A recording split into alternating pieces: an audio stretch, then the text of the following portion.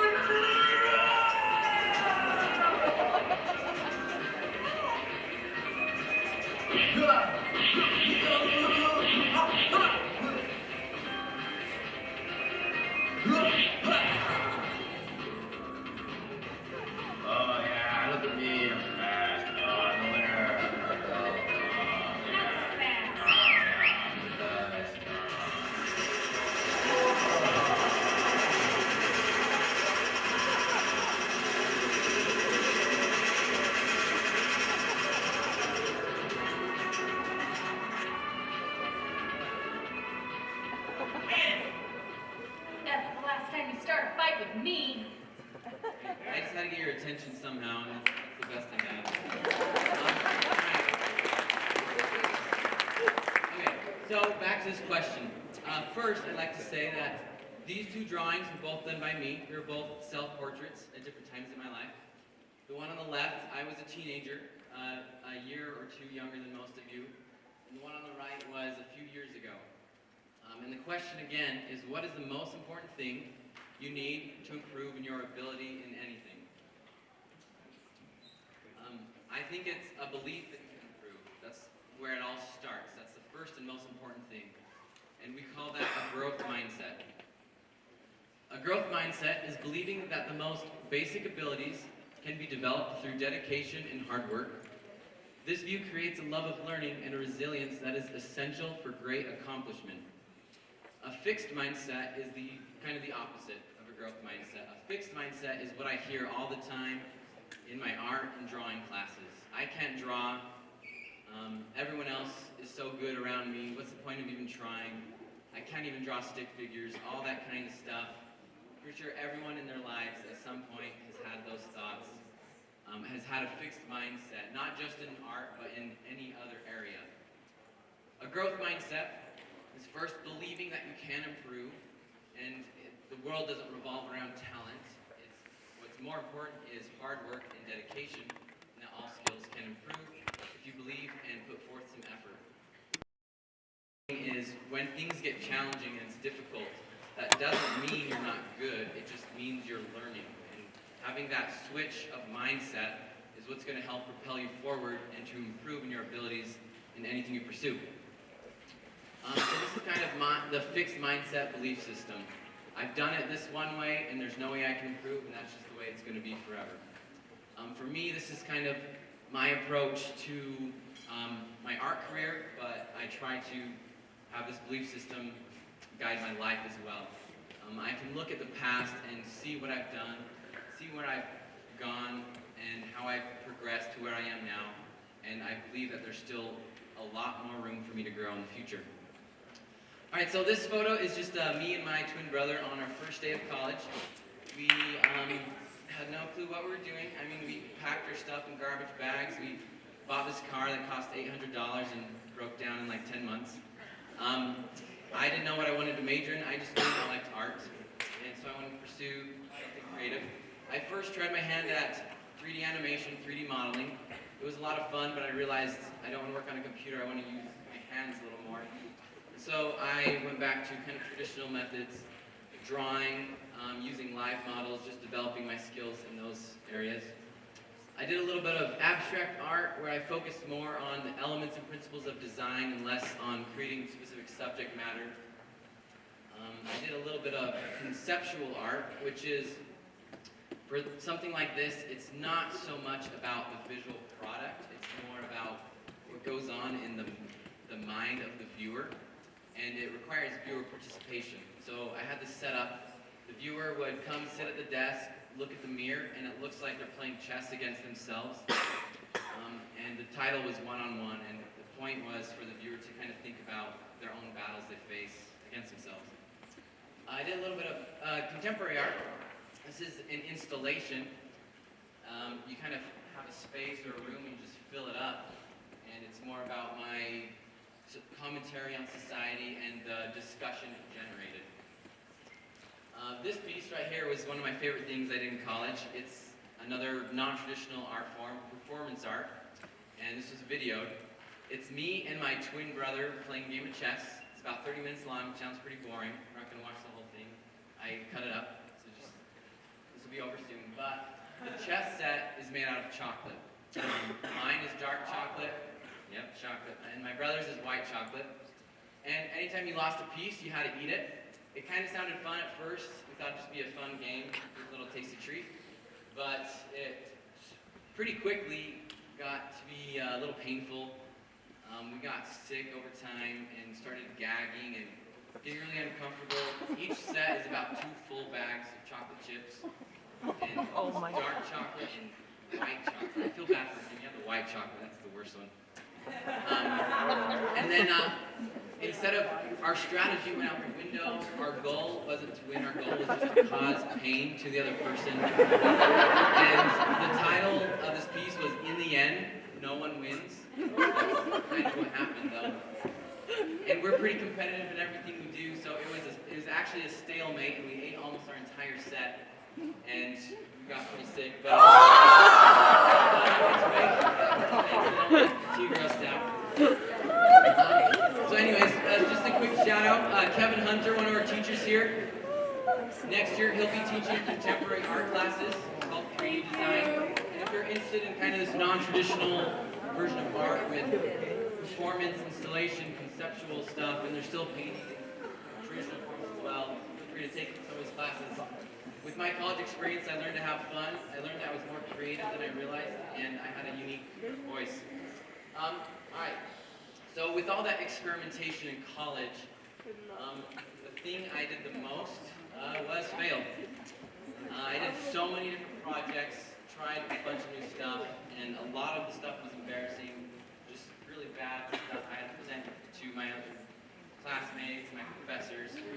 But those failures weren't such a bad thing. It kind of helped lead me to where I am today. And I want to give you guys a little example of that. So first, I'm going to tell a little story about how my art career started with one failure. And with the growth mindset, it kind of led me to where I am today. And it's a growth mindset that continues to fuel my art career on the side as well. Alright, so during my first ceramics class, this was my first project I made, and I kind of stuck to what I'm used to, my comfort zone. I made an object, I had a plan for my execution, I stuck to that plan, didn't deviate, had no room for experimentation, and I just had clear intentions with what I was doing. There were a lot of other artists, a lot of classmates I had who felt, at least from my point of view, it seemed like they were more inspired. They just grabbed some clay, didn't really have a plan, and just created something amazing out of nothing. So I wanted to try it out. It was out of my comfort zone. I grabbed some clay, and I didn't have a plan. I didn't know what I was going to do. I just started messing with it, and hopefully something would come. I wanted to be flexible and use more organic forms and experiment a bit. And I thought, this is going to push myself. It's going to help me be a better person, better artist. I probably, just like everyone else, come up with something amazing. And This is my beautiful piece of garbage I made. So this was a college assignment in my art class, and I had to talk about this in front of my professor and all the other students, and I don't remember what I said. I probably just blocked that out of my memory, so I don't have to remember it. But I do remember coming home, taking that with me, and my plan was just to throw it in the dumpster on my way to my apartment. And that fixed mindset was creeping in. I just thought, this is a failure. I'm no good. Like, what's the point of even trying to push myself to get out of my comfort zone? Before I threw it away, I decided I'd take it into my apartment. So when my brother came back home, he was my roommate, he could see it and then make fun of me because we like to share good and bad experiences with each other. And so while I was waiting for him to come home, I don't know what inspired this, but I made this little paper bag, cut out eyeballs, and put it on kind of what looks like the head. I think the idea behind it was to give it the shame it deserved for failing me. But as soon as I put that on, I instantly fell in love with the imagery of it. It just had this sad, like, funny little depressing look, and I decided to keep it, and I still have it today. It's in my classroom. And this, what seemed to be a failure at first, is kind of what kickstarted my art career. It inspired these characters. These are some relief prints I made, and this piece was in a few shows, and it was the first piece I ever sold, and that was kind of a cool thing for me as a student. I mean, I sold it to a friend, so you know, it was all right. But then I made another one, and this was my first piece of art I ever sold to a stranger, and that was kind of cool. It was like, this person doesn't know who I am. It's not buying my art because it feels bad for me or anything. It's buying my art because I liked it. And I sold it at a convention. I was there for a day trying to sell a bunch of artwork.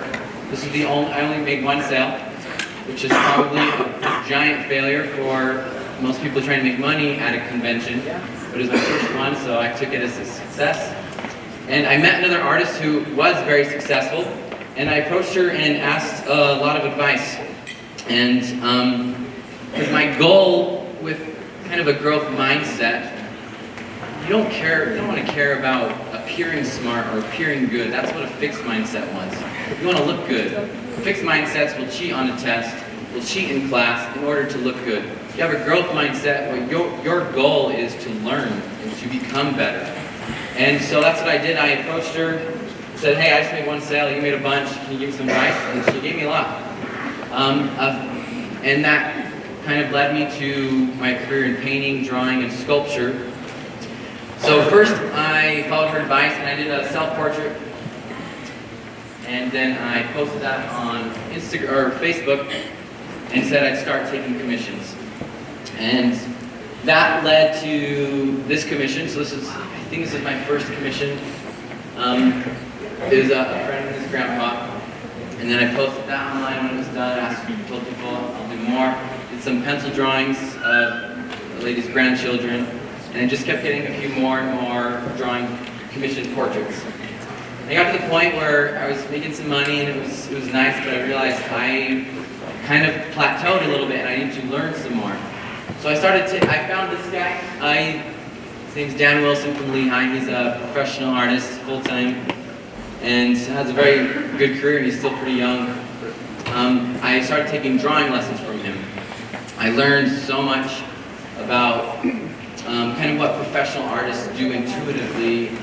Things were explained to me a little bit better, so I was able to work faster and more accurately in my drawing. And then I actually started teaching drawing lessons myself. And it was at this time, I was taking drawing lessons and teaching drawing lessons at the same time. A fixed mindset says no to that, it doesn't like that. A fixed mindset thinks you have things to learn. Once you've learned it, you're done. A growth mindset is there's always more to learn. So even teachers need to keep learning, and that's kind of what I try to do myself as a teacher. As I'm teaching my students what I know, I keep continuing to learn about what I know. Alright, so back to some paintings. This is my first painting I did out of high school.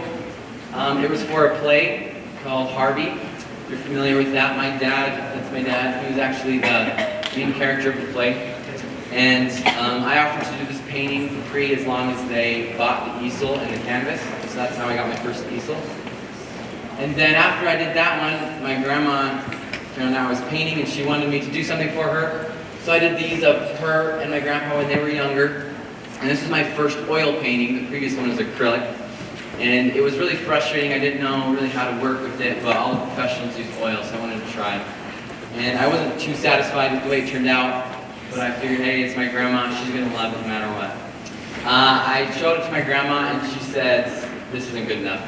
And I was like, what the heck, Grandma? Like, you're supposed to love me. Like, come on. If I can't please my grandma, she's going to buy paintings for me. So she was right. I redid it.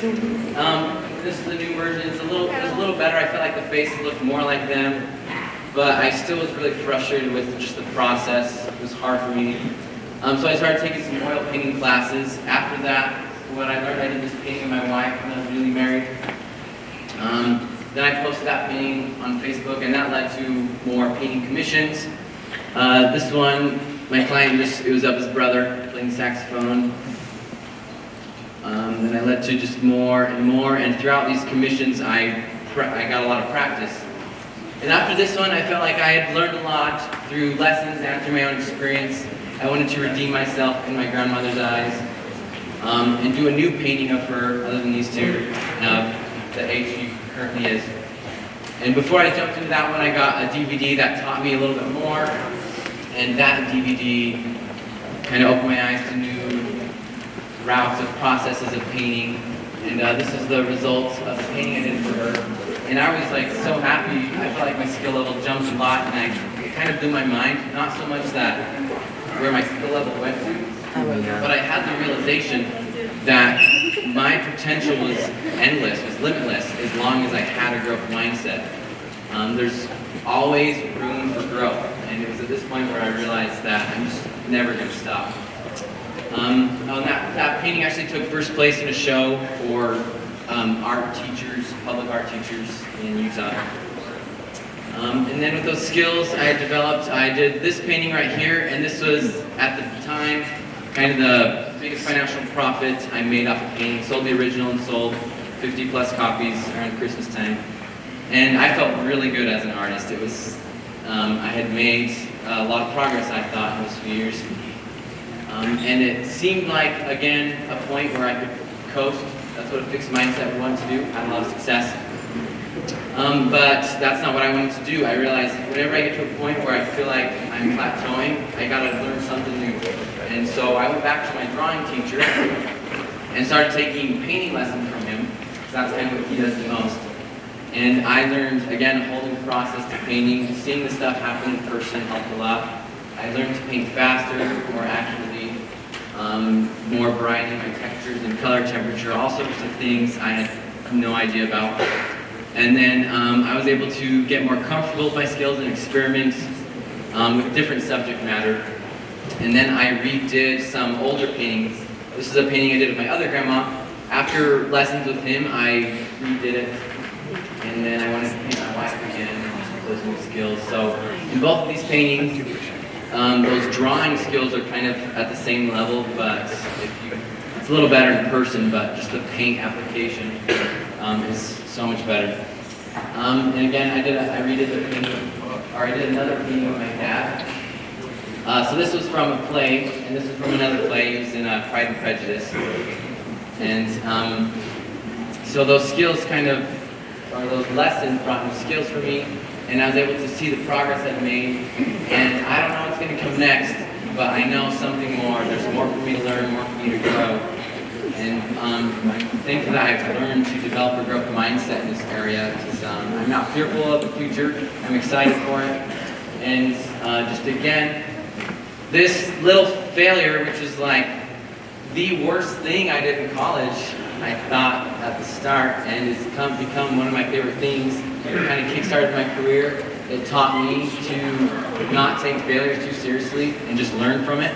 And it's kind of kickstarted my career to where it is now, and I'm excited for what's going to happen next. So again, fixed mindset. Just forget about it. Don't have it. You can do things. It just takes practice. It takes coaching. It takes hard work. When it gets hard, that's a good sign. It doesn't mean you're bad at something. and it means you're learning. So just keep pushing forward, and that's the growth mindset. Just believe you can and don't stop, and your future is going to be awesome. That's all I have for you guys. Thanks for listening.